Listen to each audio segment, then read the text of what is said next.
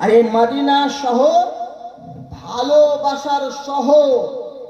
আমি বোঝার জন্য বলি, নবী পাক সাহেবে লাউলাকে আবির্ভাবে প্রায় 1000 বছর আগে তুব্বা হামিরি বা হেমরাই নামক একটা বাদশা ছিল। কি নাম বললাম? কি নাম বললাম? তুব্বা। তুব্বায়ে আউয়াল ওনাকে বলা হয়। তো তুব্বা নামক বাদশা, এরও মনে বিশাল বড় আশা বা ইচ্ছা, এলাকাকে জয় করতে করতে করতে করতে কাবা শরীফের কাছে এলেন। কাবা শরীফ আসার পর সঙ্গে 4000 আলিমে দিন ছিল। কত? 4000 আলিমে দিন।